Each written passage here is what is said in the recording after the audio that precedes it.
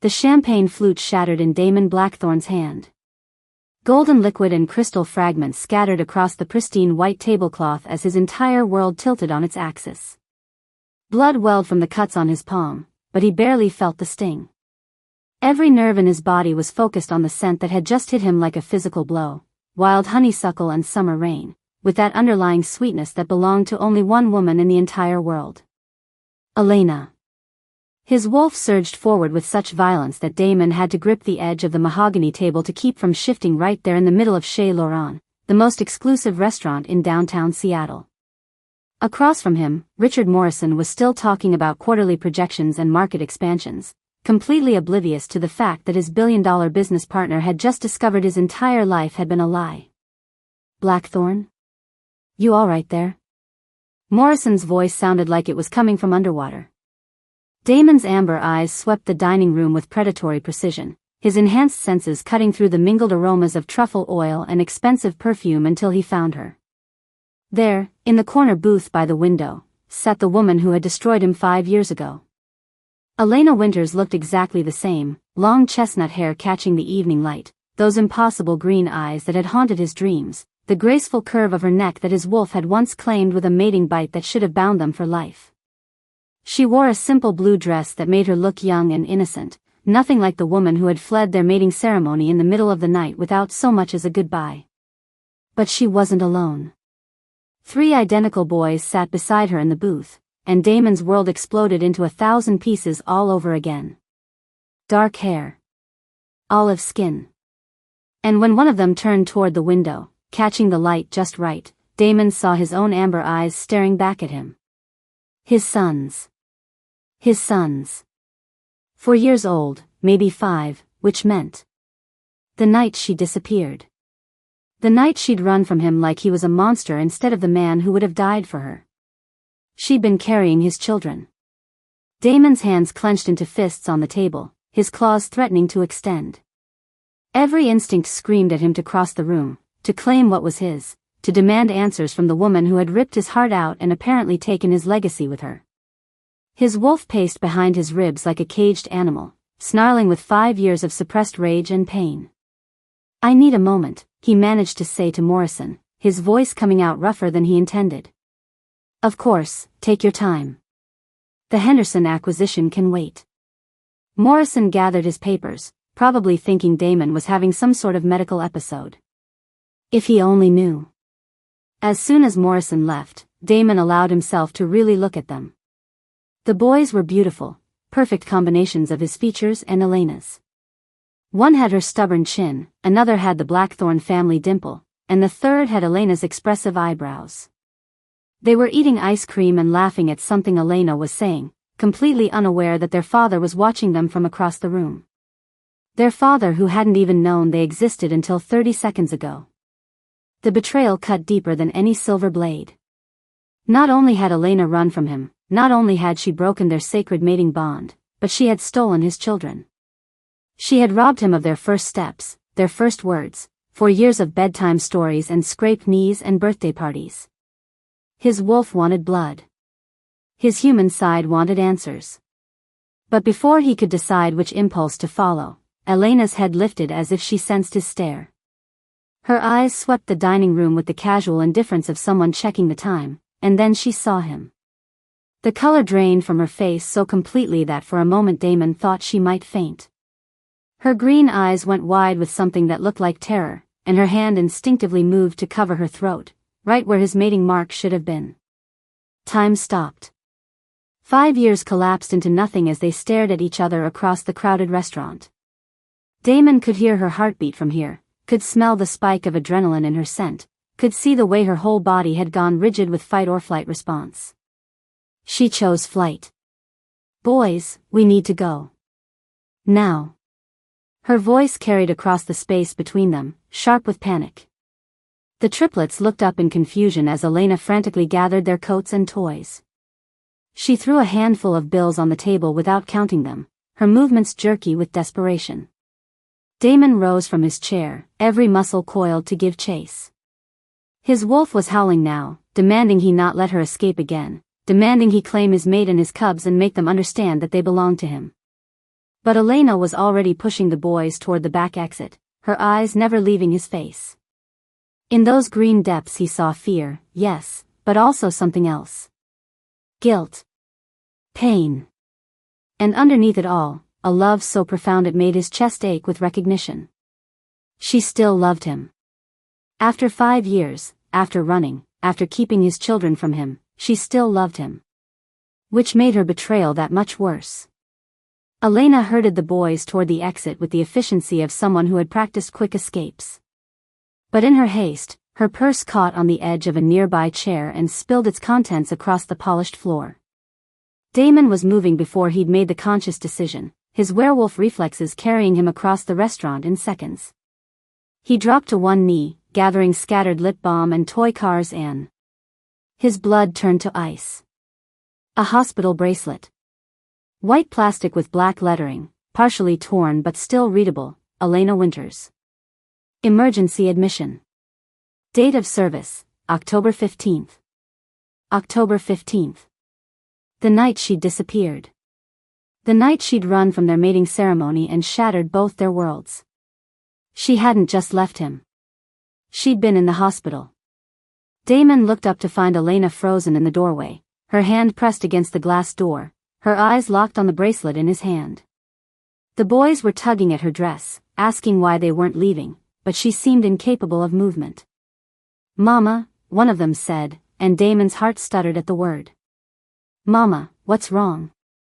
"Elena." Damon's voice came out as barely more than a whisper, but in the sudden quiet of the restaurant, it carried like a gunshot. She flinched as if he'd struck her, and then she was gone, pushing through the door and disappearing into the Seattle evening with his children in tow. Damon stared at the hospital bracelet in his palm, his mind reeling with implications. An emergency admission on the night she'd fled. The night she should have been celebrating their mating bond, should have been in his arms, should have been planning their future together.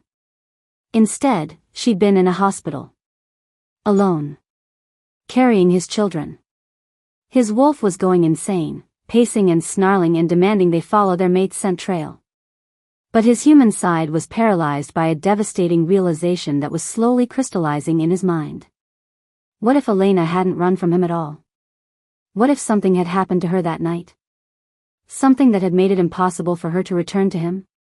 The questions multiplied like wildfire. Had she been hurt? Sick? Had someone threatened her? Had she been protecting him, or protecting their children?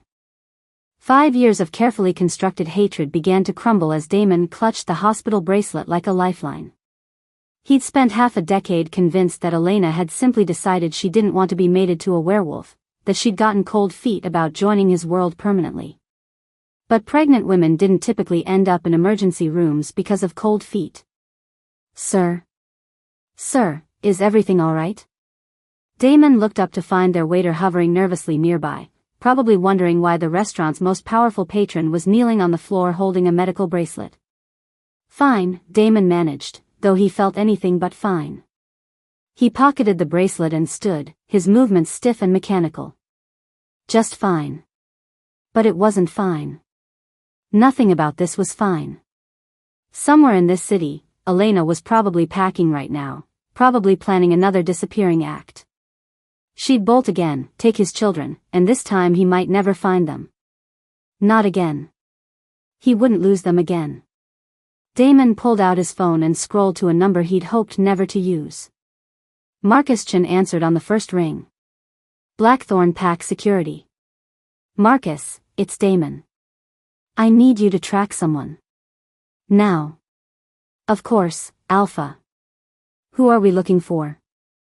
Damon's grip tightened on the phone as he watched the empty doorway where Elena had vanished. "Elena Winters. And Marcus? She has 3 children with her. 4-year-old boys." There was a pause. "Your children?" "My children. I'll have a location within the hour. Make it 30 minutes. Damon hung up and walked back to his table, where Morrison was returning with fresh contracts and a concerned expression. The business deal that had seemed so important an hour ago now felt like a meaningless distraction. "Sorry about that," Damon said, settling into his chair and reaching for a napkin to wrap around his cut palm. Where were we? But even as Morrison launched back into his presentation about market shares and profit margins, Damon's mind was elsewhere. He was thinking about hospital bracelets and amber-eyed children and a woman who might not have betrayed him after all. He was thinking about 5 years of wasted time and unanswered questions. Most of all, he was thinking about the fear in Elena's eyes when she'd seen him. Not the fear of someone who had been caught in a lie, but the fear of someone who had been running from something much more dangerous than a broken heart. What had happened to her that night? What had driven her to the hospital instead of into his arms? And more importantly, what was she still running from? Outside, the Seattle skyline glittered with city lights, and somewhere in that maze of streets and buildings, Elena was probably telling his sons that they needed to pack quickly, that they needed to disappear again. But this time, Damon would be ready. This time, he wouldn't let them slip away into the night without answers. This time, he would get the truth, even if it destroyed everything he thought he knew about the worst night of his life. Chapter 2. 26 minutes later, Damon's phone buzzed with a text from Marcus. Found her. For 12 Pine Street, apartment 3B. Goes by Elena Martinez now. Works 2 jobs, diner and cleaning service. Kids enrolled at Maple Elementary under the same last name.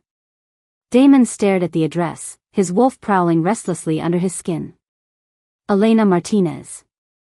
She'd changed her name, built an entirely new life, and was apparently working herself to the bone to support their children. His children. The betrayal cut deeper with every new detail, but so did something else, a gnawing worry about why she'd felt the need to disappear so completely.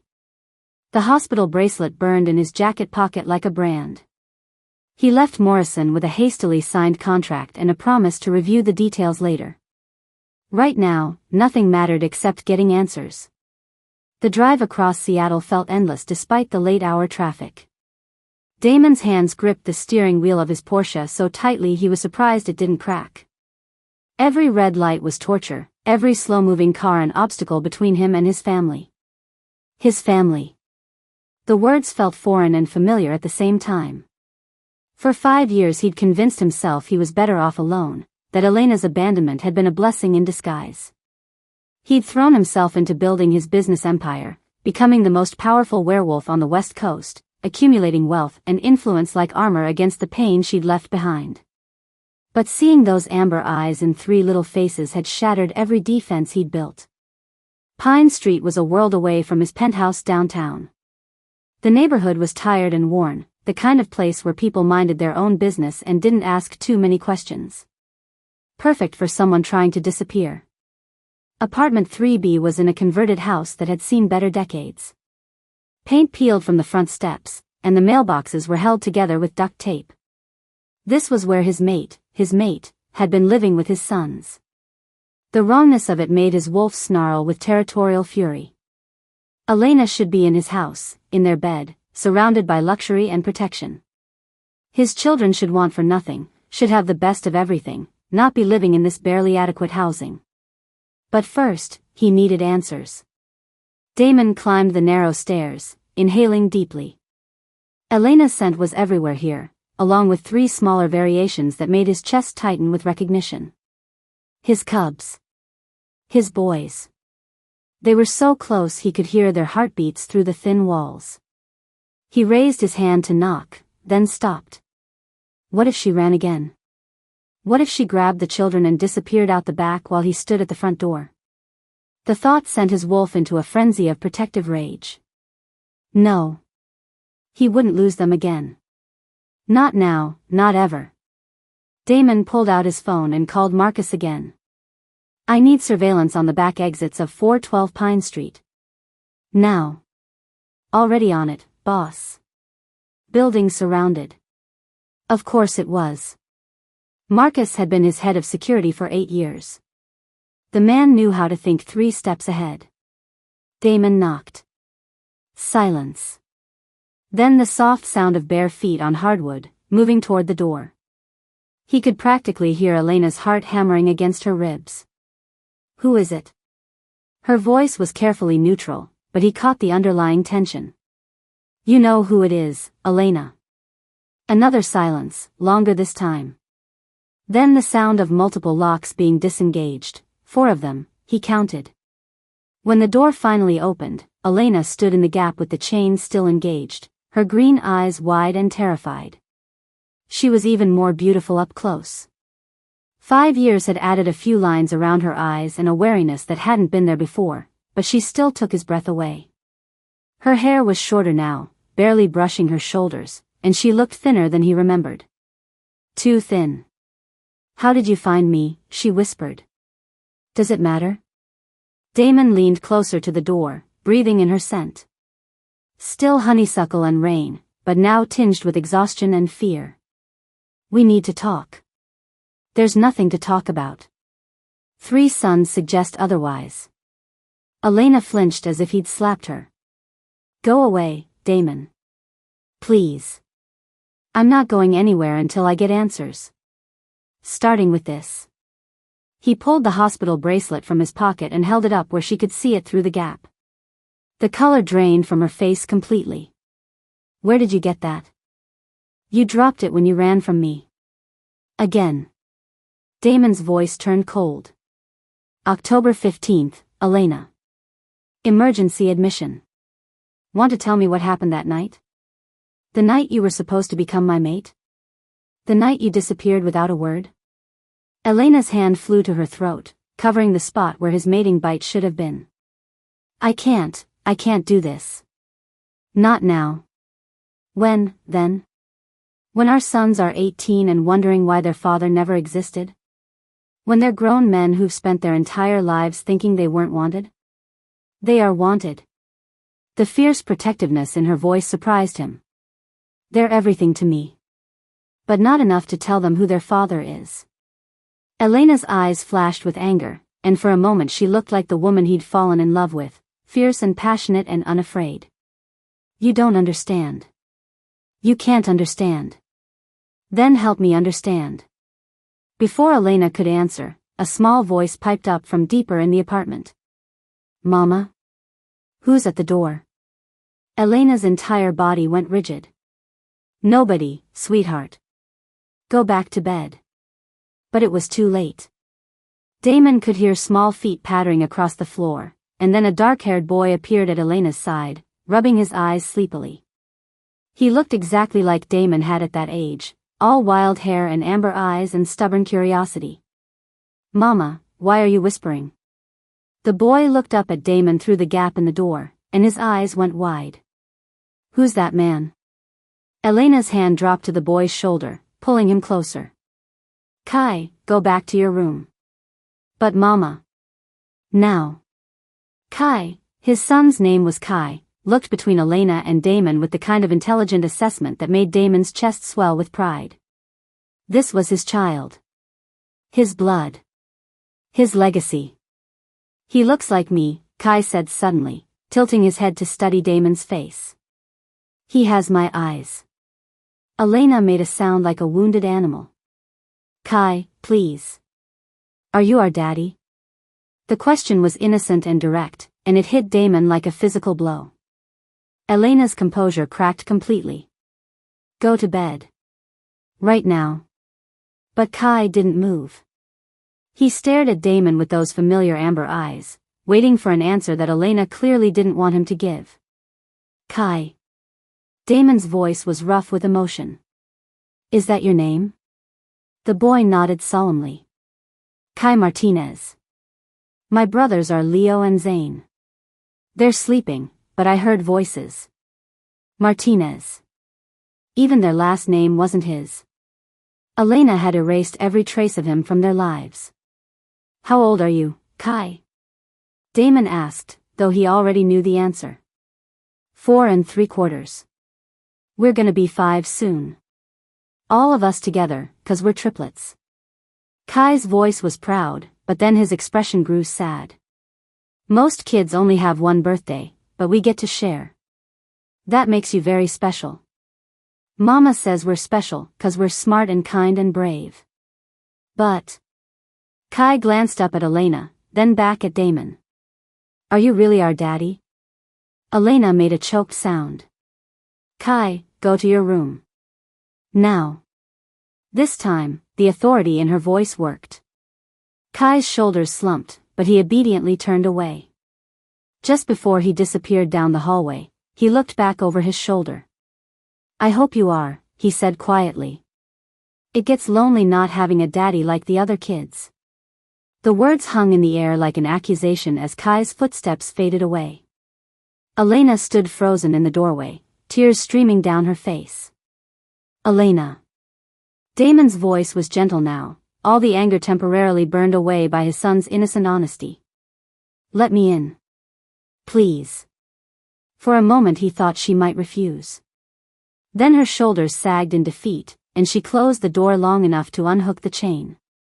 The apartment was small but clean, decorated with obvious care despite the limited budget. Children's artwork covered the refrigerator, and toys were neatly organized in colorful bins. It was a home built on love if not money. Elena wrapped her arms around herself, standing in the middle of the tiny living room like she was trying to physically hold herself together. They don't know, she whispered. I've never told them about you. I noticed. Damon's gaze swept the apartment, looking for any trace of himself and finding none. Elena Martinez. You completely erased us. I had to. Why? The question came out harsher than he intended. Why did you have to disappear? Why did you have to make me believe you didn't want me? Why did you have to steal my children? I didn't steal them. Elena's voice cracked with emotion. I protected them. From what? Elena's mouth opened and closed, but no words came out. She looked like she was drowning. Damon took a step closer, and she immediately backed away. Talk to me, Elena. What happened that night? Why were you in the hospital? I can't. The words were barely audible. If I tell you, you'll take them away from me. Is that what you think? That I'd take our children from their mother? Wouldn't you? Elena's green eyes blazed with desperate fear. You're Damon Blackthorne. You're rich and powerful and connected, and I'm nobody. I'm a waitress who cleans office buildings at night just to pay rent. What judge would give me custody over you? The raw terror in her voice stopped him cold. This wasn't about the past, this was about the present. About her fear that he would use his wealth and influence to take the boys away from her. I would never. Yes, you would. Elena's voice was flat with certainty.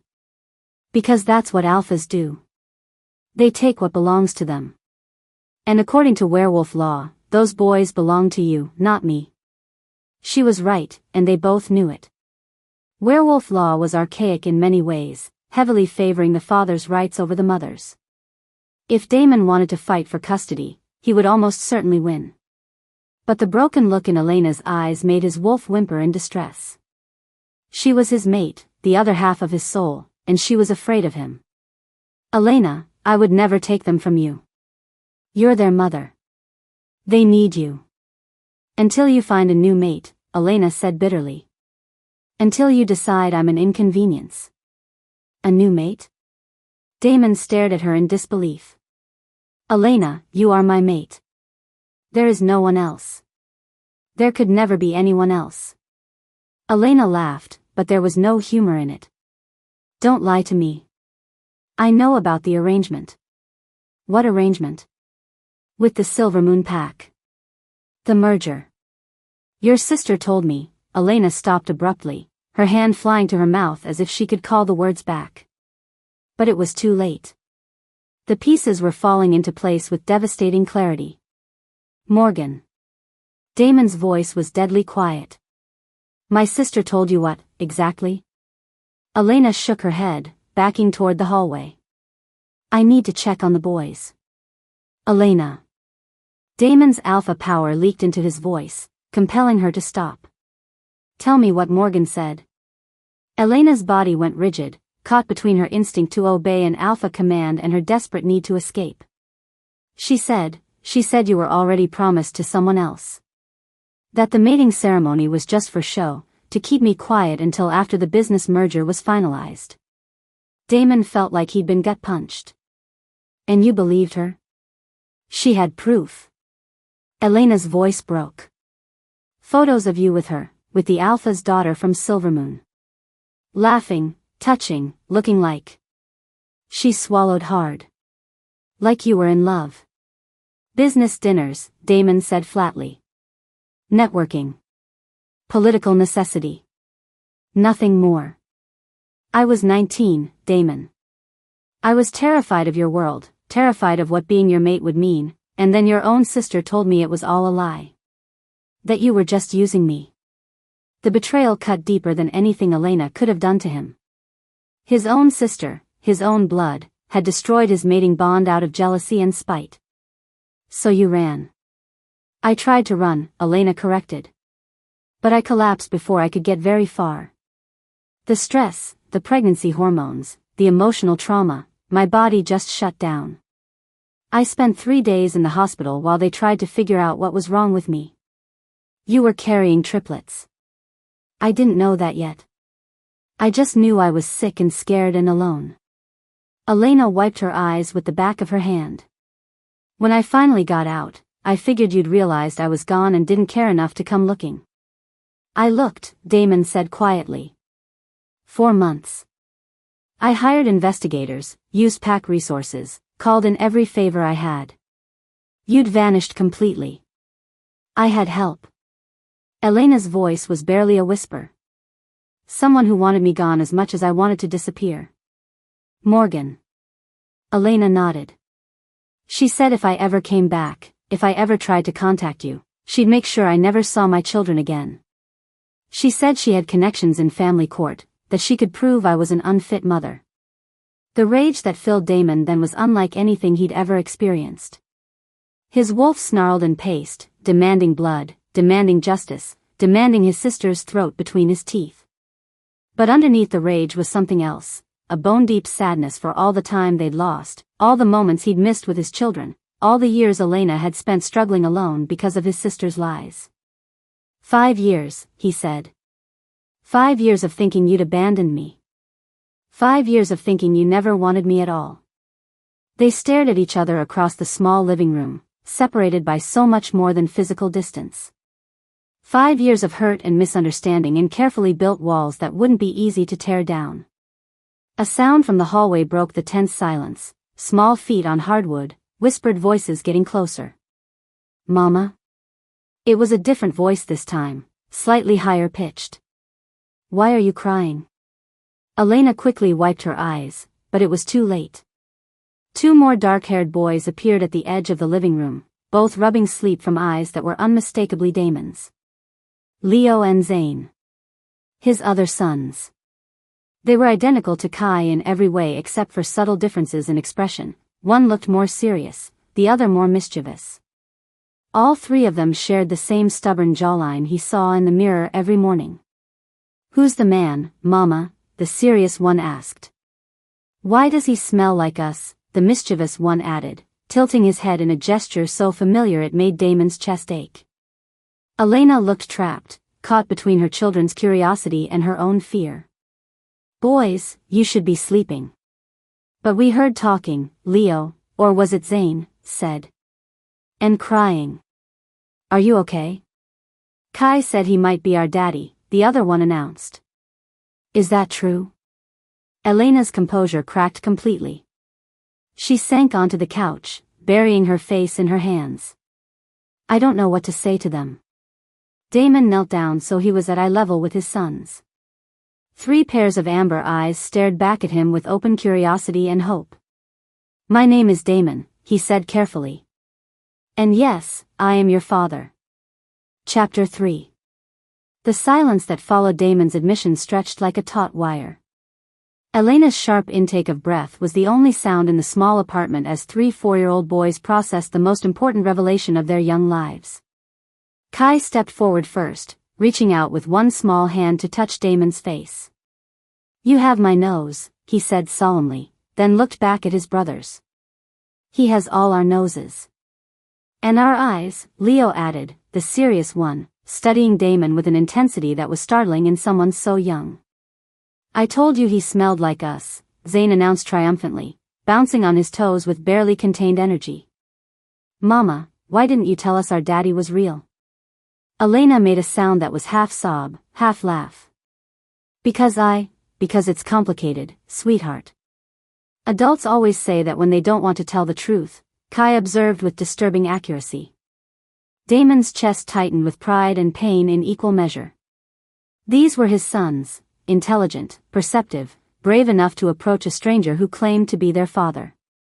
Elena had raised them well, despite everything. Your mama was protecting you, Damon said carefully, not wanting to undermine Elena even though his wolf was howling with the need to claim his cubs properly. Sometimes grown-ups make difficult choices because they love their children very much. But you're here now, Leo said, and it wasn't quite a question. Yes. I'm here now. Are you going to stay? Zane asked, and the hope in his voice nearly broke Damon's heart. Before he could answer, Elena shot to her feet. Boys, it's very late. You need to go back to bed. But Mama. No arguments.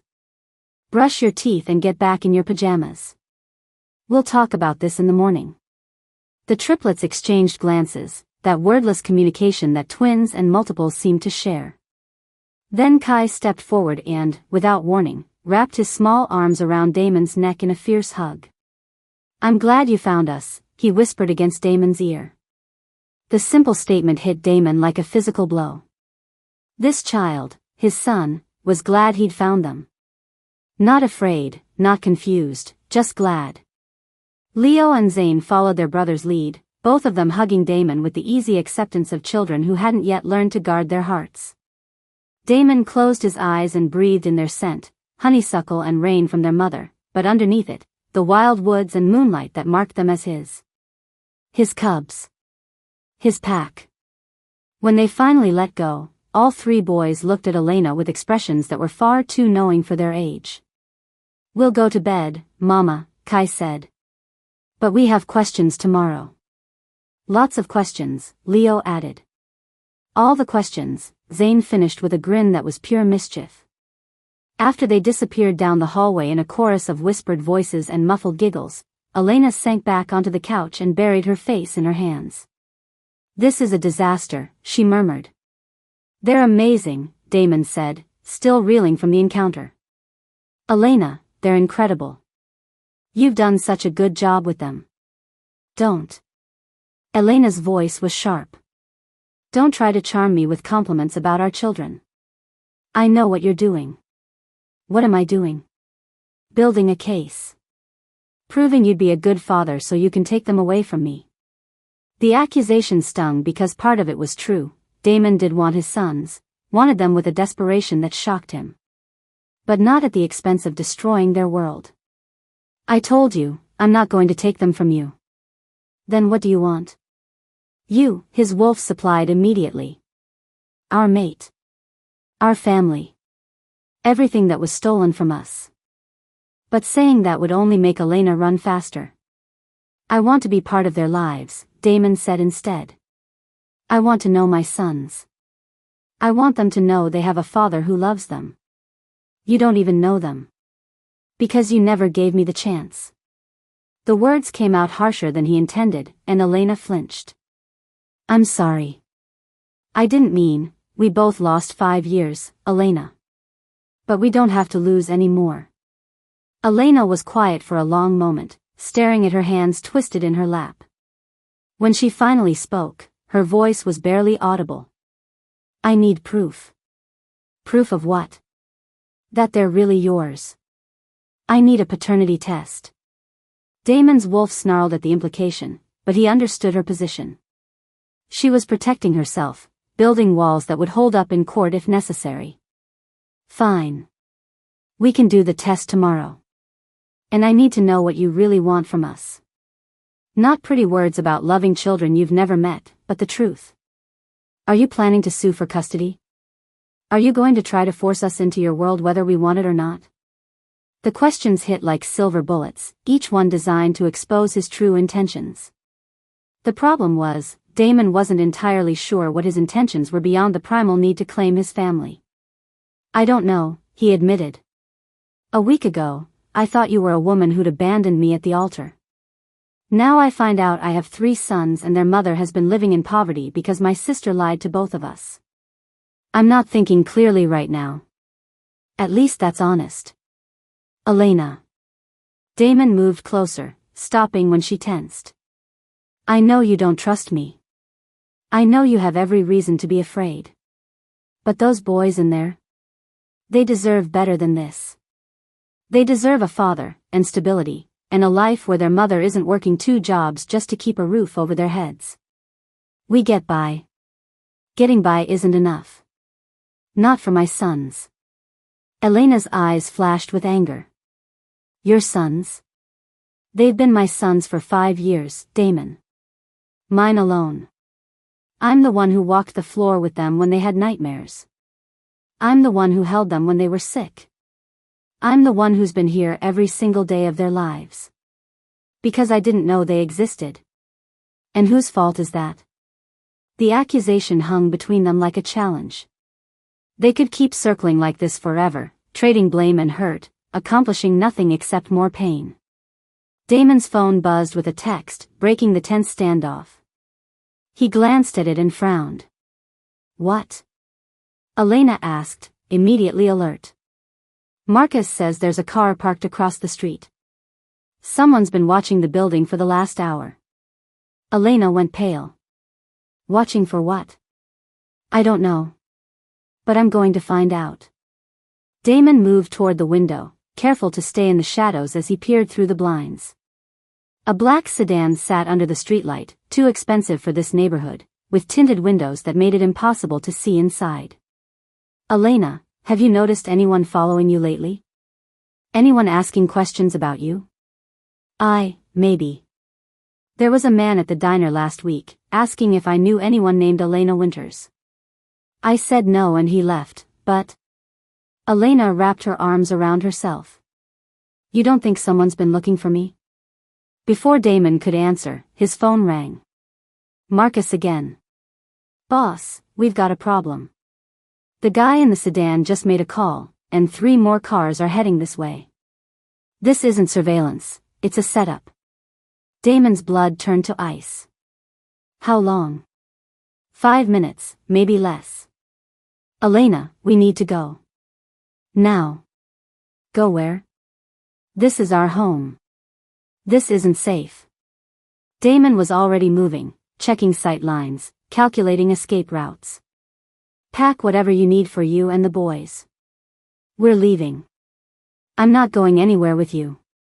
Elena, there are 4 cars full of people heading this way, and I guarantee they're not here to chat. So you can either come with me willingly, or I can throw you over my shoulder and carry you out. Either way, my sons are not staying here another minute. The possessive growl in his voice must have convinced her because Elena shot to her feet. Boys, she called, heading for the hallway.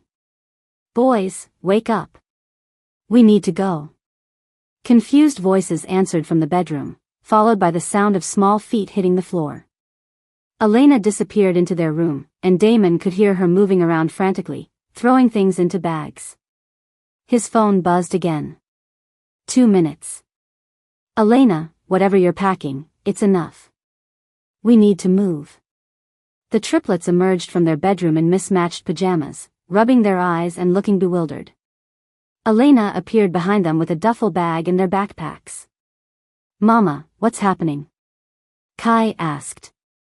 We're going on an adventure, Elena said with forced cheerfulness.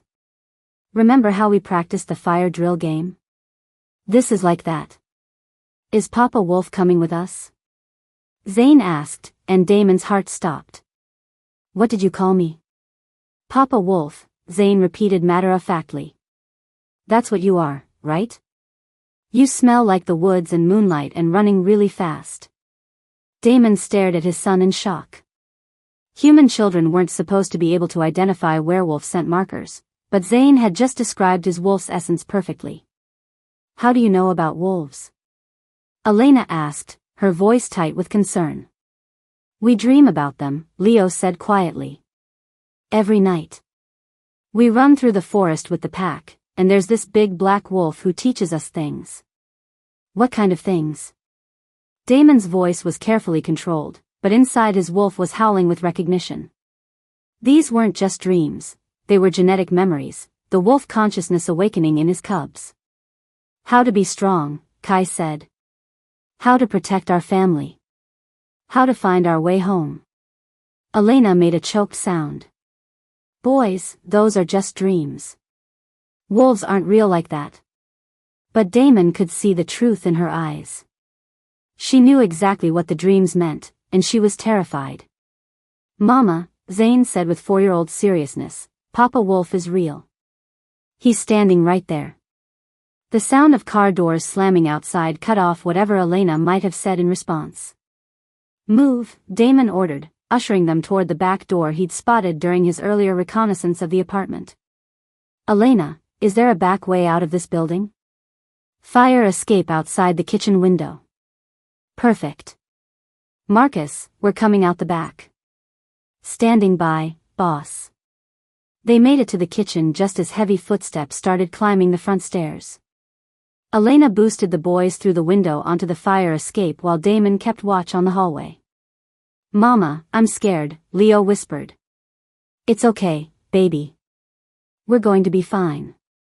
But as they climbed down the rickety fire escape into the alley behind the building, Damon caught a scent that made his wolf bare its teeth in recognition. Victor Steele. Alpha of the Crimson Moon Pack, and one of the most ruthless werewolves on the West Coast. What the hell did Victor want with Elena? They reached the alley just as Marcus pulled up in a black SUV. Damon helped Elena and the boys into the back seat, then slid in beside them just as shouts erupted from the apartment building. Drive, Damon ordered. Marcus hit the gas, and they peeled out of the alley just as several men in expensive suits came running around the building. Mama, Kai said quietly, who were those men? I don't know, sweetheart. But Elena was lying, and Damon could smell it on her. She knew exactly who Victor Steele was, and she was terrified. Elena, Damon said carefully, is there something you need to tell me? Elena clutched the boys closer, her face pale in the passing streetlights. I borrowed money, she whispered. 5 years ago, when I was trying to disappear. Someone told me about a man who helped people start over, no questions asked. Victor Steele. Elena nodded miserably. He said I could pay him back when I got on my feet. But the interest kept growing, and I could barely keep up with rent and food and... How much do you owe him? $50,000. Damon closed his eyes. Victor Steele didn't loan money out of kindness. He was a loan shark who specialized in desperate werewolves, and he always collected, one way or another. Mama, Zane said suddenly, Papa Wolf will protect us, right? Elena looked at Damon with something that might have been hope, or might have been resignation. Yes, Damon said firmly. Papa Wolf will protect you. All of you, he added silently. Whether Elena wanted his protection or not, she was going to get it. Victor Steele had just made this personal, and there was nothing more dangerous than a werewolf protecting his mate and cubs. The hunt was about to begin. Chapter 4. Damon's penthouse felt like a fortress 20 floors above the Seattle streets, but even surrounded by steel and glass and his most trusted security, he couldn't shake the feeling that they were still being hunted. Elena sat curled in the corner of his leather couch with the triplets pressed against her sides, all 4 of them looking small and vulnerable in the vast space he called home. It had been 3 hours since they'd fled the apartment on Pine Street. 3 hours since Victor Steele had made his move, and 3 hours since Damon's world had shifted on its axis yet again. The boys had fallen asleep 20 minutes ago, exhausted by the night's events but still clinging to their mother like lifelines.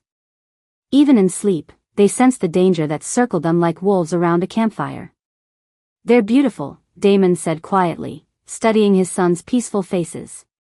In sleep, they looked even more like him, the stubborn jawline, the thick dark lashes, the way Leo's hand curled into a fist just like Damon did when he was thinking. They're everything to me, Elena whispered back, her fingers stroking through Kai's hair. I know you think I was selfish, keeping them from you. But I was trying to protect them. From what? From me? Elena's green eyes met his across the dimly lit room. From your world. From pack politics and arranged matings and alphas who see children as assets instead of people. I would never. I know that now, Elena interrupted. But 5 years ago, I was 19 and terrified, and your sister was very convincing. At the mention of Morgan, Damon's wolf snarled with barely contained fury. His sister. His own blood. The woman he'd trusted above all others had destroyed his mating bond and stolen 5 years of his children's lives. I need to see her, he said, the words coming out rough with suppressed rage. Tonight. Damon, it's 4 a.m. I don't care what time it is. Morgan needs to answer for what she did. Elena shifted carefully, trying not to wake the boys. What if she runs? What if she disappears like I did? She won't run. Damon's voice was cold with certainty. Morgan thinks she's untouchable. She thinks family loyalty will protect her from the consequences of her actions. And will it? Damon looked at his mate and his sleeping cubs, and felt something hard and final settle in his chest. Not anymore. He called Marcus, who answered on the first ring despite the early hour. I need you to bring Morgan here. Now. Should I tell her why? Tell her it's a family emergency. Tell her Elena's back. There was a pause. Boss, are you sure about this? Confronting her now, with Elena and the kids here? I'm sure. And Marcus? Make sure she comes alone. 20 minutes later, the private elevator chimed softly, and Morgan Blackthorne stepped into the penthouse like she owned it. She was beautiful in the cold, sharp way of winter mornings, platinum blonde hair pulled back in a perfect chignon, wearing a designer suit that probably cost more than Elena made in 6 months. She looked every inch the alpha's sister, the pack princess who'd never been denied anything in her life. Until she saw Elena on the couch. Morgan stopped so abruptly she nearly stumbled, her pale blue eyes going wide with something that looked like genuine shock. What is she doing here? Hello, Morgan, Elena said quietly, her arms tightening protectively around the sleeping children. You. Morgan's voice was barely a whisper, but it dripped with venom. You actually came back. She was driven back, Damon corrected, his voice deadly calm. By the mess you created 5 years ago. Morgan's gaze flicked to the triplets, and her face went ashen. Those aren't, they can't be. My sons, Damon finished.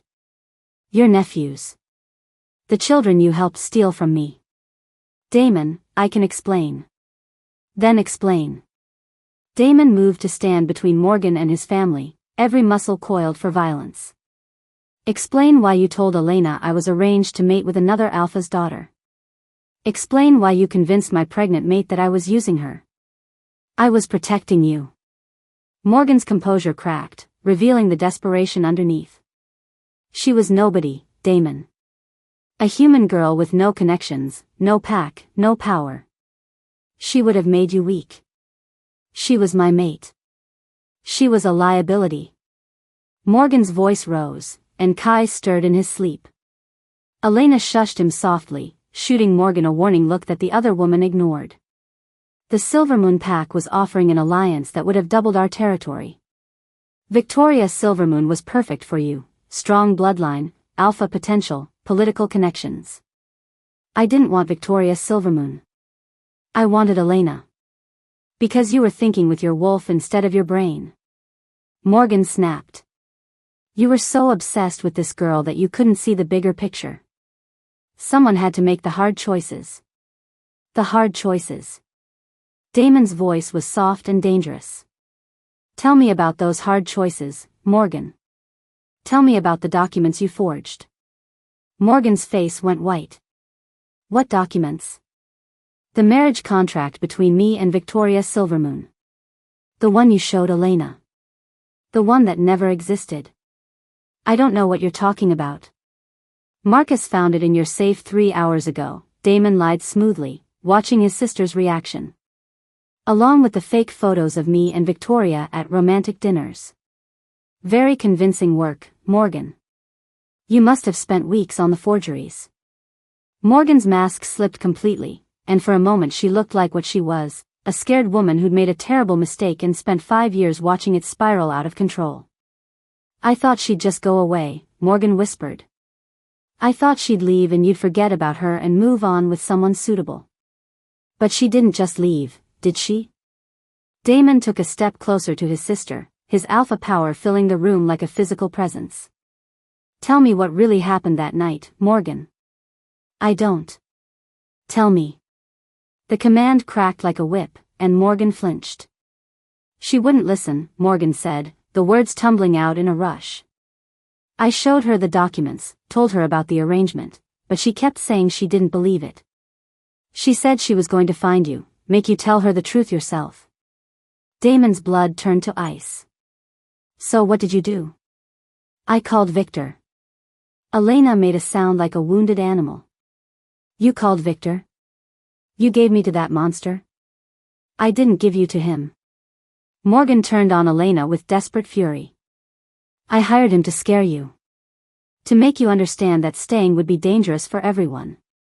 By having his men kidnap me? Elena's voice was rising, and all 3 boys were starting to stir. By having them drag me out of the hotel and throw me in the back of a van? They weren't supposed to hurt you. They broke my ribs. Elena was on her feet now, carefully settling the confused children behind her before advancing on Morgan like an avenging angel. They beat me until I miscarried, or thought I had. I spent 3 days in the hospital thinking I'd lost my babies because of you. The admission hit Damon like a physical blow. Elena had been beaten. His pregnant mate had been brutalized by men his own sister had hired. That wasn't supposed to happen, Morgan said, backing away from Elena's fury. Victor said his men would just frighten you, make you understand. Understand what? That I wasn't welcome in my own mate's world? That carrying his children made me a target? Yes. Morgan's composure shattered completely. Yes, exactly that. You were human, Elena. Weak. Vulnerable. A liability that other packs would exploit. If you'd stayed, if you'd mated with Damon properly, every enemy we had would have seen you as a weakness to be targeted. So you decided to target me first. I decided to save my brother from making the biggest mistake of his life. The silence that followed was deafening. Even the children had gone still, sensing the adult emotions swirling around them without understanding their meaning. When Damon finally spoke, his voice was quiet and final. You're banished. Morgan's face went white. Damon, you can't. From the pack. From the territory. From my life. Each word fell like a death sentence. You have until sunrise to gather your things and get out. If I see you in Seattle after that, I'll kill you myself. I'm your sister. You stopped being my sister the night you betrayed my mate and endangered my children. Damon's amber eyes were cold as winter stars. Marcus will escort you out. As if summoned by his name, Marcus appeared in the elevator, his face professionally blank but his posture suggesting he'd heard every word. Ma'am, he said to Morgan, gesturing toward the elevator.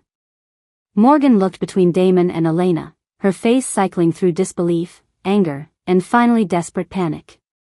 Damon, please. I know I made mistakes, but I was trying to protect you. I was trying to protect the pack. You destroyed my pack the night you took my mate from me, Damon said. Now you're reaping what you sowed. Morgan straightened her shoulders, and for a moment she looked like the proud alpha's daughter she'd always been. Fine. But when the other packs come for you, and they will, don't expect me to save you from your own weakness. Mama? Kai's small voice cut through the tension. Why is everyone yelling? Elena immediately knelt beside her sons, pulling them close. It's okay, sweetheart. The angry lady is leaving. Is she the one who hurt you? Zane asked, his amber eyes fixed on Morgan with disturbing intensity for a 4-year-old. What did you tell them? Morgan demanded. The truth, Elena said simply. That there are people in the world who hurt others because they're afraid. I wasn't afraid. You were terrified, Elena interrupted. Terrified that I'd make Damon happy. Terrified that he'd choose love over power. Terrified that your perfect little world would change. Morgan's mouth opened and closed, but no words came out. "Ma'am," Marcus said again, his voice carrying a subtle threat. "It's time to go." This time, Morgan didn't argue. She walked to the elevator with her head held high, but Damon could smell the fear and desperation rolling off her in waves. Just before the doors closed, she looked back at him one last time. "This isn't over, Damon. Banishing me won't solve your problems. The other packs will see this as weakness, as proof that you put your human mate above pack loyalty. They'll come for her. They'll come for all of you." The elevator doors closed on her words, leaving a silence that felt heavy with foreboding. "Is that true?" Elena asked quietly. "Will banishing her make things worse?" Damon gathered his mate and his children close, breathing in their combined scent and letting it calm his racing heart. "I don't care. Some things are more important than pack politics." "Like what?" "Like family." Damon looked down at his sons, who were watching him with those familiar amber eyes. "Like protecting the people you love, no matter the cost." "Papa Wolf," Zane said suddenly, "are we your pack now?" The question was innocent, but it cut straight to the heart of everything. Damon knelt so he was at eye level with his cubs. "Yes," he said simply. "You're my pack. All of you. And I will protect you with my life." "Even from the scary people?" Leo asked. "Especially from the scary people." But even as he made the promise, Damon knew Morgan had been right about one thing. Banishing her would create a power vacuum, and there were plenty of ambitious alphas who would see it as an opportunity. The real fight was just beginning. Chapter 5. Elena woke to the sound of her own screaming. She bolted upright in the guest bedroom of Damon's penthouse, her heart hammering against her ribs as phantom claws raked down her spine. The dream, no, the memory, clung to her consciousness like cobwebs. Victor's men. The van. The smell of fear and silver and blood. "Mama." 3 identical voices called out in unison, and within seconds her bedroom door burst open. Kai, Leo, and Zane tumbled inside in their matching dinosaur pajamas, their amber eyes wide with concern. "We heard you crying," Kai said, climbing onto the bed without invitation. "Did you have the bad dream again?" Leo asked, always the most perceptive of the 3. "It's okay, Mama," Zane announced, settling himself against her side. "Papa Wolf says dreams can't hurt you for real." Elena's throat tightened at the easy way they'd accepted Damon into their lives, as if he'd always been there. It had been 3 days since the confrontation with Morgan, 3 days of living in Damon's penthouse like they belonged there, and her boys were already calling him Papa Wolf with the casual affection they might have shown a father who'd been present since birth. "When did Papa Wolf tell you that?" Elena asked, smoothing Kai's unruly hair. "This morning, when we had the wolf dreams," Leo said matter-of-factly. "He said it was normal for cubs to dream about running with the pack." Elena's blood turned to ice. "You told Damon about your dreams?" he asked, Zane said with a shrug. "He said he used to have them too when he was little. He said it means we're strong." Before Elena could process that revelation, her bedroom door opened again and Damon appeared carrying a tray with coffee and what looked like homemade pancakes. He was dressed casually in jeans and a black t-shirt that stretched across his chest in ways that made Elena's mouth go dry, but his amber eyes were shadowed with concern. "I heard you scream," he said simply, setting the tray on her nightstand. "Bad night?" "They're all bad nights lately," Elena admitted, then immediately regretted the honesty. She didn't want Damon thinking she was weak, couldn't handle the stress of their situation. But instead of judgment, she saw understanding in his expression. "The memories are getting stronger." It wasn't a question. Somehow, he knew exactly what was happening to her. "How did you?" "Because mine are getting stronger too." Damon sat on the edge of the bed, careful not to crowd the boys who had arranged themselves around Elena like protective sentries. "Elena, we need to talk about what's happening to you." "Nothing's happening to me." "Mama," Kai said with 4-year-old directness, you smell different. Like scared and angry and something else. Wild, Leo added helpfully. You smell wild. Like you're fighting something inside, Zane finished, and all 3 boys nodded in agreement. Elena stared at her sons in shock. How were they picking up on things she'd spent years learning to hide? Elena. Damon's voice was gentle but insistent. How long has it been since you shifted? The question hit her like a physical blow. She wrapped her arms around herself, suddenly cold despite the warm morning sunlight streaming through the windows. I don't shift. Ever? Not since. Elena glanced at the boys, not wanting to say the words in front of them. Not since the night Victor's men had beaten her so badly she'd thought she was dying. Not since she'd made the conscious choice to suppress her wolf completely to keep her children safe in the human world. 5 years, Damon said quietly, reading the truth in her eyes. Elena, you can't suppress your wolf indefinitely. Eventually, she's going to demand her freedom whether you want it or not. I'm fine. No, you're not. Damon's voice carried the authority of an alpha who'd dealt with suppression syndrome before. You're having nightmares, mood swings, physical symptoms. Your wolf is fighting to surface, and the stress is affecting the boys. Elena looked at her sons, seeing the truth she'd been trying to ignore. They were more agitated lately, more prone to emotional outbursts. Yesterday, Zane had gotten so upset about a broken toy that every piece of glass in the kitchen had started vibrating. Leo had accidentally bent a steel spoon while eating cereal. And Kai, sweet, gentle Kai, had growled at a stranger in the elevator with such menace that the man had gotten off 3 floors early. They're manifesting, she whispered. Earlier than normal because their wolf genetics are so strong, and because their mother-suppressed wolf is creating an unstable environment, Damon confirmed. Elena, this isn't sustainable. You need to shift, and you need to do it soon. I can't. The admission was barely audible. I tried, once. Right after they were born. But every time I started to change, I'd remember Victor's men, remember the silver, remember the pain. I'd panic and force the shift to stop. And now your wolf doesn't trust you to let her out safely. Elena nodded, tears spilling down her cheeks. She's angry with me. I can feel her pacing, wanting out, but she thinks I'll trap her again. Papa Wolf, Kai said suddenly, can you help Mama stop being scared? Before Damon could answer, Elena's phone rang. She glanced at the caller ID and felt her blood turn to ice. Who is it? Damon asked, immediately alert. Unknown number. But Elena knew who it was. She'd been expecting this call for 3 days. She answered on speaker, her hands shaking slightly. Hello. Elena, darling. Victor Steele's voice was smooth as silk and twice as deadly.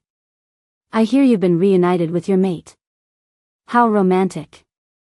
What do you want, Victor? The same thing I've always wanted. My money. With interest. I don't have $50,000. Victor's laugh was cold. Oh, but you do. Your mate is worth billions. Surely he won't mind paying off his woman's debts. Elena's spine stiffened at the possessive way he said, his woman, but it was Damon's reaction that made her heart stop. His amber eyes had gone molten gold, and she could smell the dangerous spike in his scent that meant his wolf was very, very close to the surface. How much? Damon said, his voice carefully controlled. 100,000. The debt has been accruing interest for 5 years. Fine. Transfer details? Oh, but that's not all I want. Victor's voice turned predatory. I want Elena too. The temperature in the room seemed to drop 10 degrees. Elena watched in fascination and terror as Damon's human mask slipped completely, revealing the alpha predator underneath. Excuse me? Damon's words were barely recognizable as human speech. She made a bargain with me 5 years ago. Money in exchange for a future consideration. I'm calling in that consideration. I want Elena as my mate. Over my dead body. That can be arranged. Victor's voice was pleasant, conversational. But think of the children, Damon. Elena's choice affects more than just herself now. Elena looked at her sons, who were watching the conversation with wide, frightened eyes. They might not understand the words, but they could smell the danger, feel the tension crackling between the adults. I never agreed to be your mate, Elena said firmly. The contract was for money, nothing else.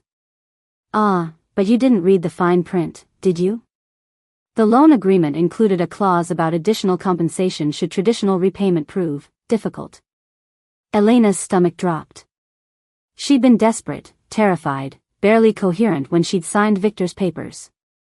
She'd have agreed to anything to get the resources she needed to disappear. The contract isn't legally binding, Damon said. Perhaps not in human courts. But in werewolf law? A debt freely contracted is a debt that must be honored. Elena belongs to me until her obligation is fulfilled. Mama? Kai's small voice cut through the toxic atmosphere. Are you going away again? The question broke something inside Elena. The careful control she'd maintained for 5 years, the iron grip she'd kept on her wolf, the walls she'd built to protect her children, all of it crumbled in the face of her son's innocent fear. Her wolf erupted. Pain lanced through Elena's body as bones began to shift and elongate. Her hands curved into claws, her teeth sharpened to fangs, and every nerve ending felt like it was on fire. But this wasn't a clean, natural transformation. This was 5 years of suppression breaking free all at once, and her human body wasn't prepared for the violence of it. She screamed, collapsing to the floor as her spine arched impossibly. Partial shifts were dangerous, deadly, even, but she couldn't stop it, couldn't control it, couldn't. Boys, out. Damon's voice cut through her agony. Now. Elena heard her sons crying, heard them calling for her, but the sound seemed to come from very far away. Her vision blurred as her wolf fought to surface while her human side fought just as desperately to stay in control. Let me out, her wolf snarled. Let me protect our cubs. I can't, Elena gasped mentally. If I shift completely, Victor will know what I am. He'll know the boys are already manifesting, her wolf snapped. Already showing signs. Hiding gained us nothing except pain. Elena felt ribs cracking, felt her organs shifting inside her chest cavity. This was how shifters died during botched transformations, caught between human and wolf, their bodies unable to accommodate either form properly. Through the haze of agony, she felt warm hands on her face. Damon's scent surrounded her, wild woods and moonlight and something indefinably home. Elena, listen to my voice, he said urgently. You need to choose. Shift completely or force the transformation back, but you can't stay caught in between. Can't, she gasped, tasting blood. Can't choose. Then I'll choose for you. Before Elena could ask what he meant, Damon's teeth sank into the junction of her neck and shoulder, the traditional mating bite that she'd run from 5 years ago. The world exploded into sensation. Every nerve in Elena's body lit up like a live wire as the mating bond snapped into place with the force of a lightning strike. She felt Damon's wolf merge with hers, felt his strength and control flow into her chaotic transformation. Choose, his voice echoed in her mind through their new bond. But choose as my mate, not as a victim. Elena's wolf stopped fighting. Surrounded by her mate's presence, anchored by his strength, she finally felt safe enough to let go. The painful partial shift reversed itself smoothly, her bones settling back into human configuration, her claws retracting. When the transformation was complete, Elena lay gasping on the floor of Damon's bedroom, completely human but forever changed. The mating bond thrummed between them like a living thing, and for the first time in 5 years, her wolf was quiet. Not suppressed, calm. Elena? Damon's voice was rough with concern and something else. Guilt, maybe. How do you feel? Elena pushed herself up on shaky arms, meeting his amber eyes. The bond between them was so strong she could feel his emotions as clearly as her own, his terror that she'd been dying, his desperation to save her, his regret that he'd completed the mating without her conscious consent. Like myself, she said honestly. For the first time in 5 years, I feel like myself. I'm sorry, Damon said quietly. I know you didn't want, I know the bond was something you ran from before. But you were dying, and it was the only way to stabilize your wolf. Elena reached up and touched the fresh mating bite on her neck, feeling the way it pulsed in rhythm with her heartbeat. You saved my life. I took away your choice. No. Elena sat up completely, ignoring the way the room spun slightly. You gave me back my choice. My wolf, my strength, my ability to protect our children. That's all I ever wanted. Before Damon could respond, 3 small bodies launched themselves at Elena, nearly knocking her over with the force of their relief. Mama. Kai sobbed against her shoulder. We thought you were dying. We could smell the hurt, Leo added, his face buried against her neck. But you smell better now, Zane observed with 4-year-old practicality. You smell like Papa Wolf. Elena looked over her sons' heads at Damon, seeing her own amazement reflected in his expression. The boys could smell the mating bond. They knew, on some instinctive level, that their family was finally complete. Are you really our papa now?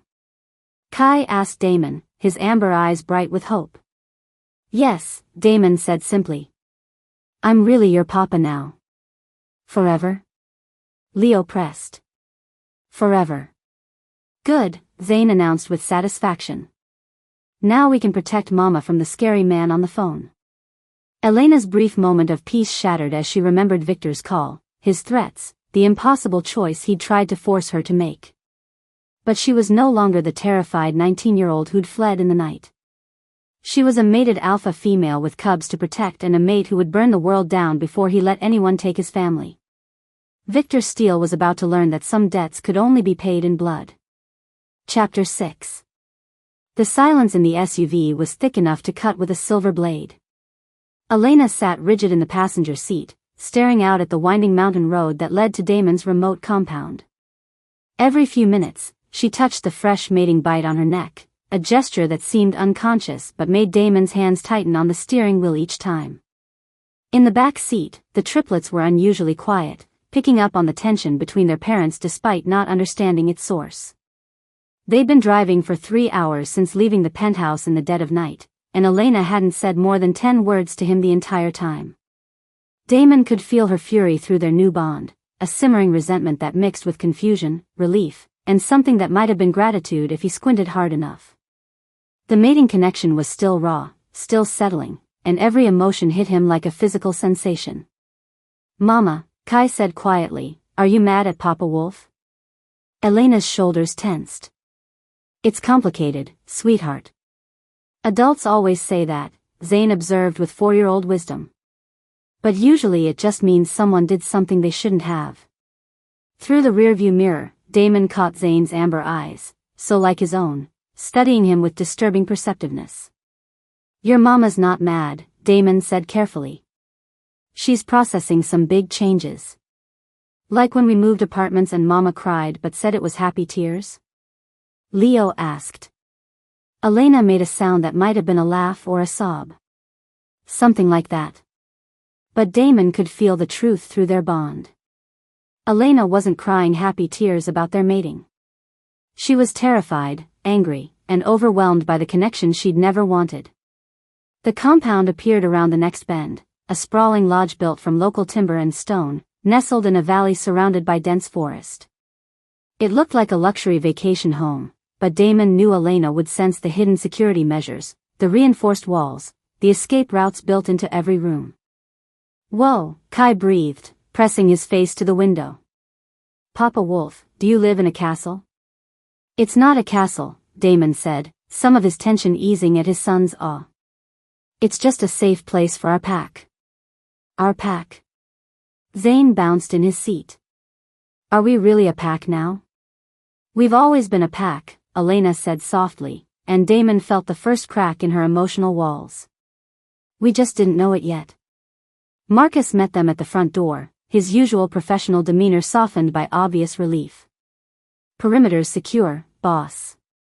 Motion sensors, infrared, the works.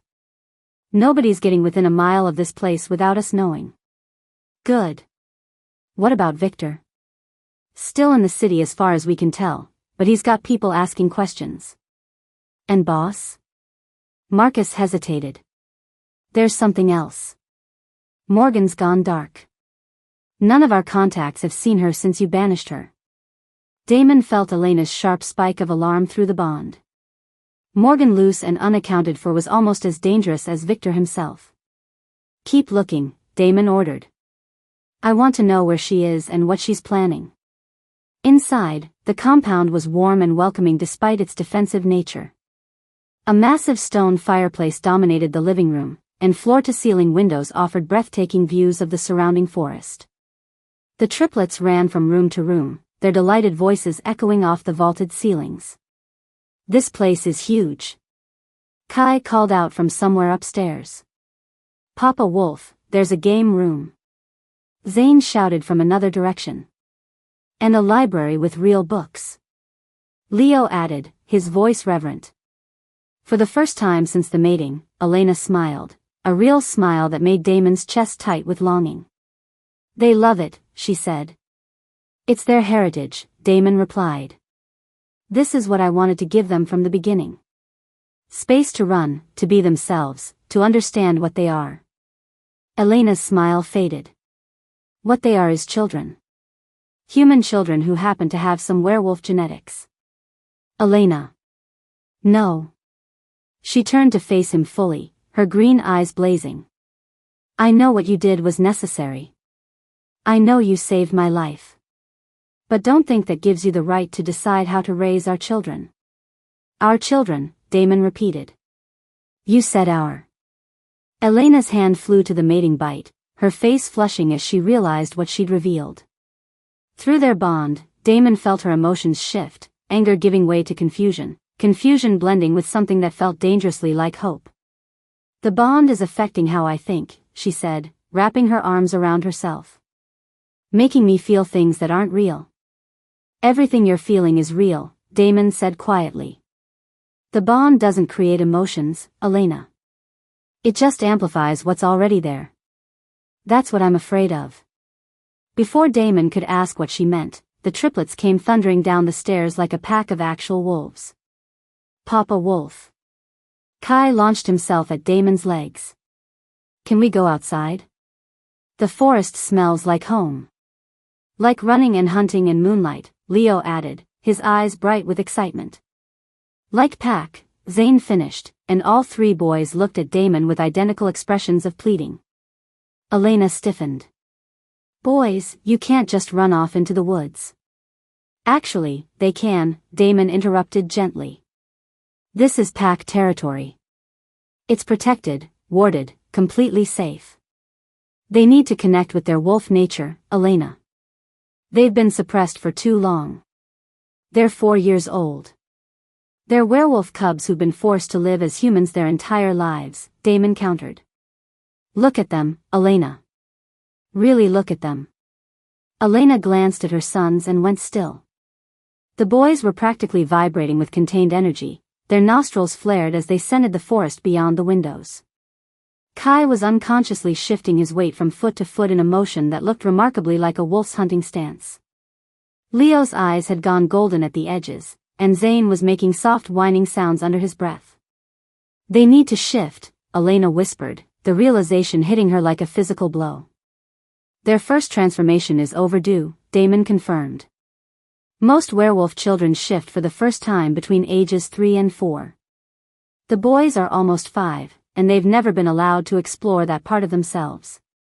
Because I was protecting them. Because you were afraid.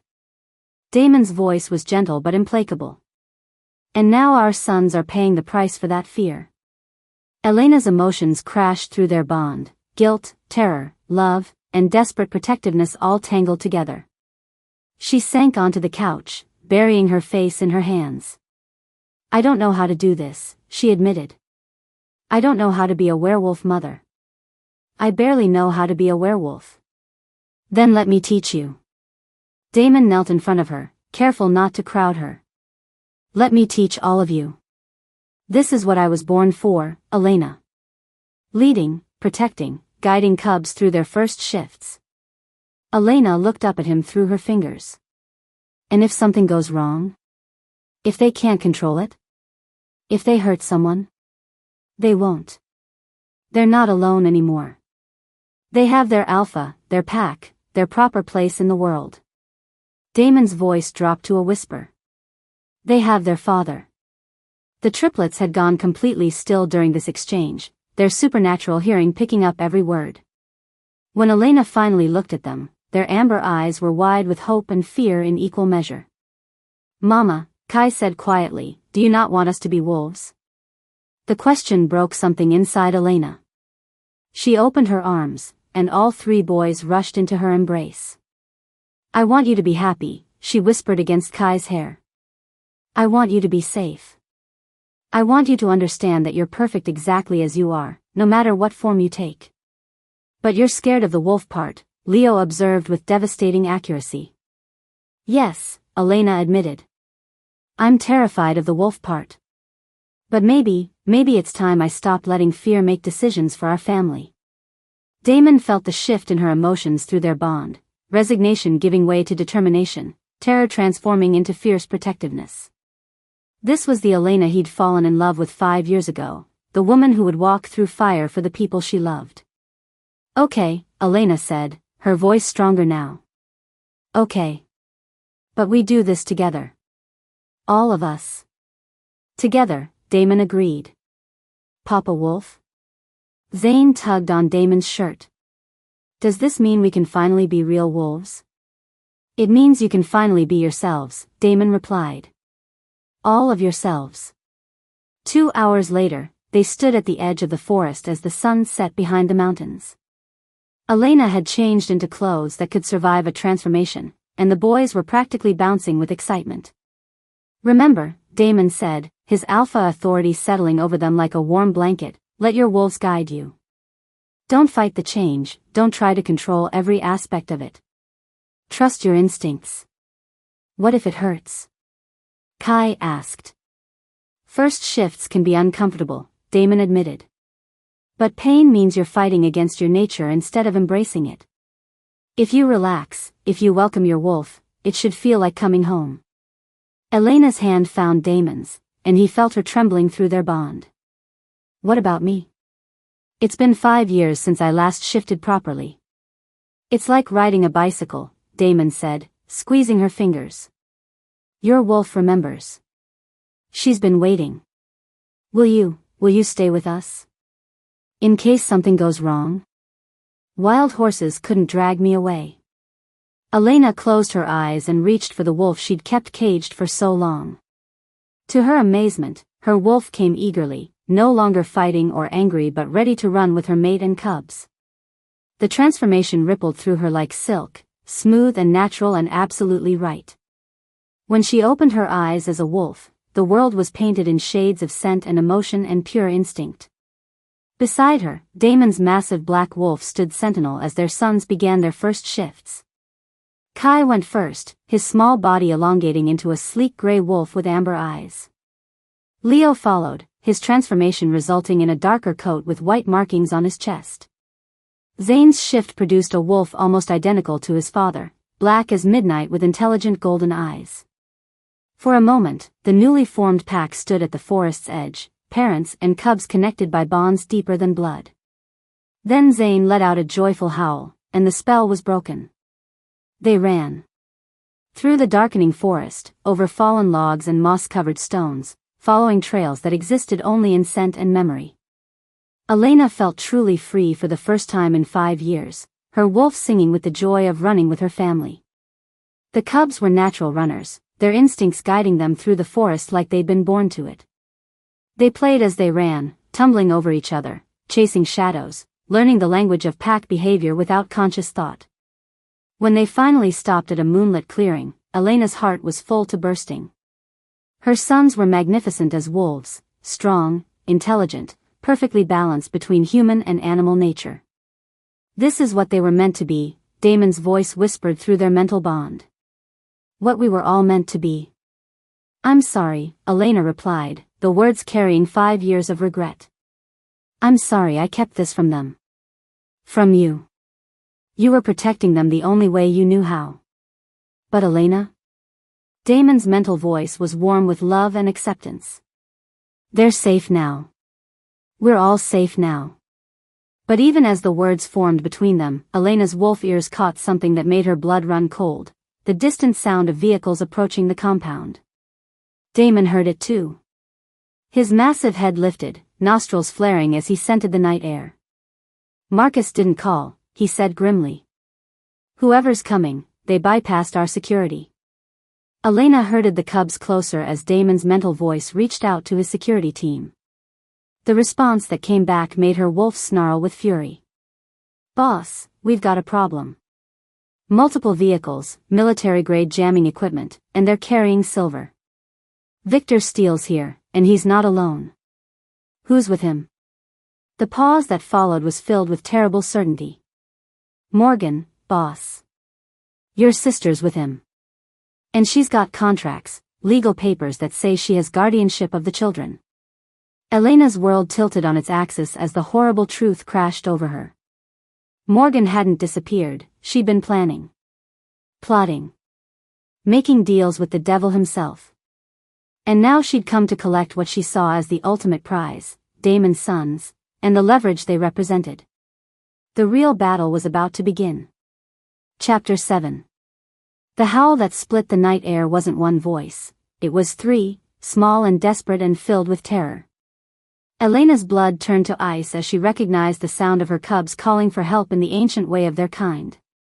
She and Damon had been racing back toward the compound in human form, having shifted quickly when they heard the vehicles approaching. But they were still half a mile away when the triplets' combined howl echoed across the mountains, carrying with it a power that made Elena's wolf's soul ache with recognition. A distress call. The kind that summoned every allied wolf within hundreds of miles. They're in the house, Damon said grimly, his enhanced hearing picking up sounds Elena couldn't yet detect. Victor's men broke through the perimeter. How is that possible? You said this place was secure. It is. Which means someone gave them the security codes, the patrol routes, everything they needed to get past our defenses. Damon's voice was cold with fury. Morgan. Elena's heart clenched as they crested the hill and saw the compound below. Vehicles surrounded the lodge, black SUVs with tinted windows and men in tactical gear moving with military precision. Floodlights had turned night into day, and Elena could see figures moving inside the house through the massive windows. Her children were in there. Her babies were trapped with Victor Steele and his pack of killers. Elena. Damon caught her arm as she started down the slope. We need a plan. If we just charge in. My children are in there. Elena's voice cracked with desperate fear. I don't care about plans. And they'll die if we're reckless. Damon's alpha authority leaked into his voice, compelling her to stop and listen. Victor wants them alive, they're his leverage over us. That gives us time to do this right.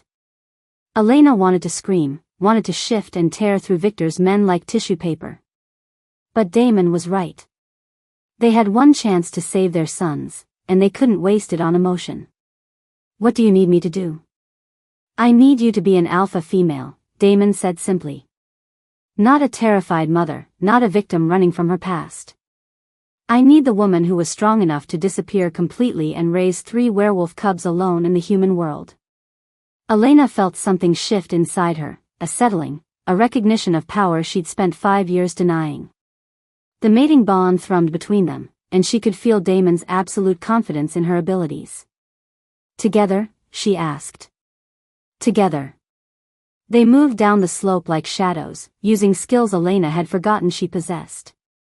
Her enhanced senses mapped the positions of Victor's men, counted heartbeats, identified weapons. There were at least 15 hostiles, all armed with silver ammunition. But they weren't the only ones coming. Elena could hear them now, the sound of wolves running through the forest, drawn by her son's desperate howl. Dozens of them, maybe more, converging on the compound from all directions. Allied packs, lone wolves, anyone who recognized the ancient call for aid and chose to answer. Damon. Elena grabbed his arm, her enhanced hearing picking up a familiar voice from inside the house. Listen. They crept closer, and Victor's voice became clear through an open window. Such beautiful children, he was saying, his tone mockingly gentle. So much like their father. It would be a shame if something happened to them. Don't touch them.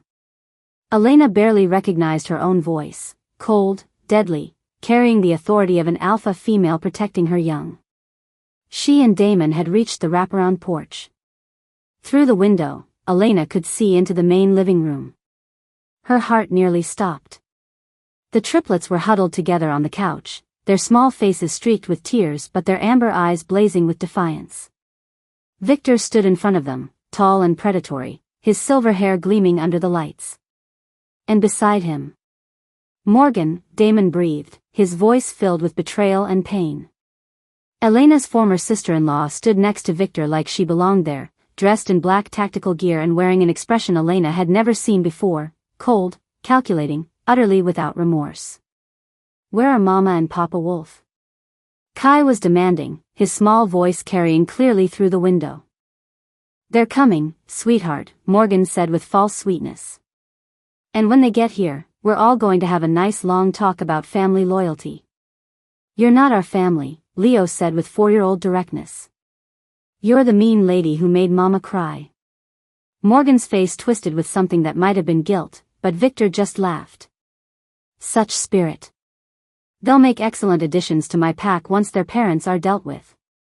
Elena's wolf snarled with rage. Through the mating bond, she felt Damon's answering fury, his desperate need to tear Victor apart with his bare hands. But before either of them could move, chaos erupted. The first wave of responding wolves hit Victor's perimeter guards. The night exploded with snarls, gunshots, and screams as werewolves poured out of the forest from every direction. Elena had never seen anything like it, dozens of wolves of every size and color, all answering her children's call for help. Now, Damon said grimly. They burst through the front door like avenging angels. Elena went left while Damon went right, moving with the deadly precision of mated alphas who'd fought together for lifetimes instead of days.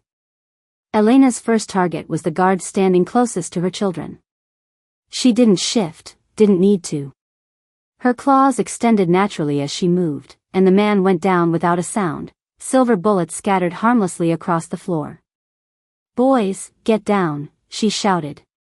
The triplets dove behind the couch just as Victor's remaining men opened fire. Silver bullets punched through walls and furniture, filling the air with deadly metal. Elena rolled behind the kitchen island, her enhanced hearing tracking the positions of the shooters. 3 men, all with automatic weapons, all between her and her children. But she wasn't alone. Damon moved like liquid death through the chaos, his massive frame absorbing silver bullets that would have killed a lesser werewolf. He caught one gunman by the throat and threw him through the plate glass window. Another tried to reload and found himself face to face with an alpha's fury. Damon's partially shifted hand closed around the man's skull, and there was a wet cracking sound. The third gunman turned his weapon on the children. Elena didn't think. She shifted mid-leap, her wolf form sailing through the air as silver bullets whistled past her ears. She hit the gunman at full force, her jaws closing around his throat before he could scream. When she looked up, Victor was holding a silver knife to Kai's throat. Impressive, Victor said conversationally. But not quite fast enough.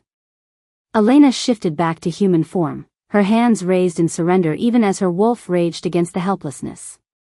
Let him go, Victor. Your fight is with me, not with innocent children. Oh, but they're not innocent, are they? Victor's smile was cold as winter.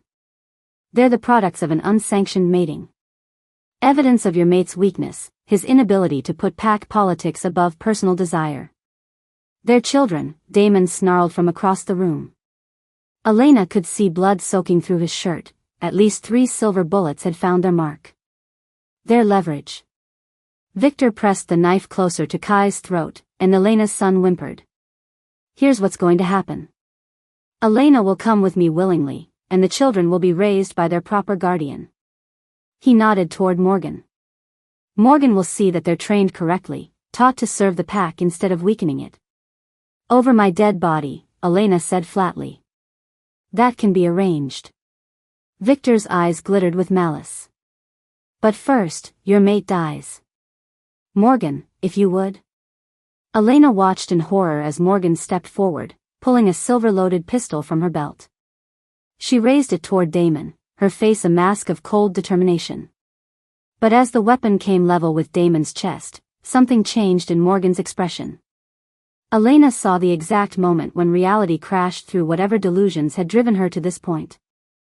I can't, Morgan whispered, the gun shaking in her hands. Damon, I'm sorry. I'm so sorry. Morgan, don't be weak now, Victor snapped. Kill him. No. Morgan's voice grew stronger. This has gone too far. These children, they're innocent. They don't deserve to pay for my mistakes. Then you'll pay instead. Victor moved faster than Elena had ever seen a werewolf move. The silver knife left Kai's throat and found Morgan's chest in one fluid motion, sliding between her ribs with surgical precision.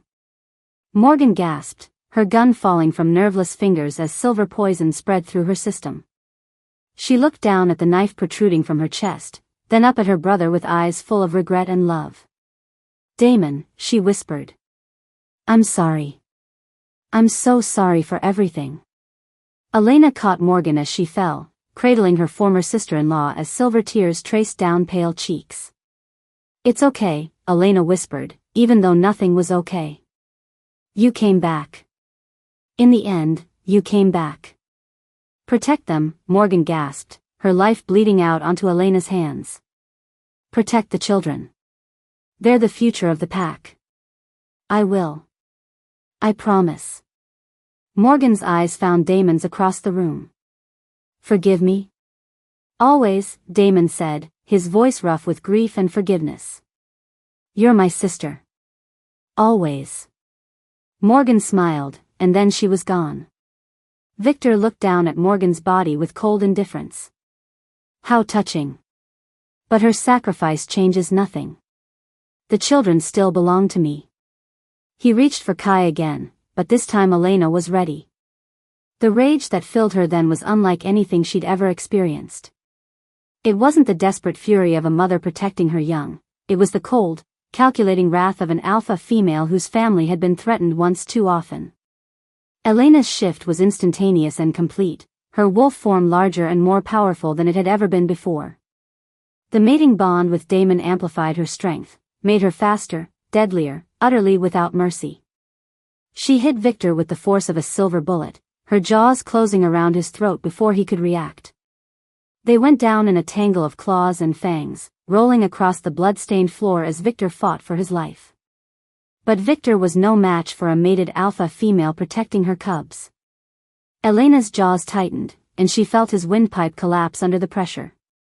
It was over in seconds. Elena shifted back to human form, kneeling beside Victor's corpse as the sounds of battle outside began to fade. The responding wolves had dealt with the remaining mercenaries, and an eerie quiet settled over the compound. Mama? Kai's small voice cut through the silence. Are you okay? Elena looked at her sons, her brave, beautiful boys who had faced down killers and come through unbroken. They were huddled together behind the couch, their amber eyes wide with shock but not fear. They trusted her. They knew their mama would always protect them. I'm okay, sweetheart, Elena said, opening her arms. We're all okay now. The triplets rushed into her embrace, and Elena held them close as Damon limped over to join their family circle. His wounds were serious but not fatal. He would heal, they would all heal. But as Elena looked down at Morgan's peaceful face, she felt the weight of choices and consequences, of family bonds that could both destroy and redeem. The war was over. But the real work, building a life together, raising their children, learning to trust and love again, was just beginning. Thank you for watching this video. Subscribe, like and share this video to continue listening to this type of story daily and also, to appreciate this community too. I would like to hear your wonderful opinion about the part 1 of this story. Please comment below. Part 2 of this story would be dropping in a few hours from now.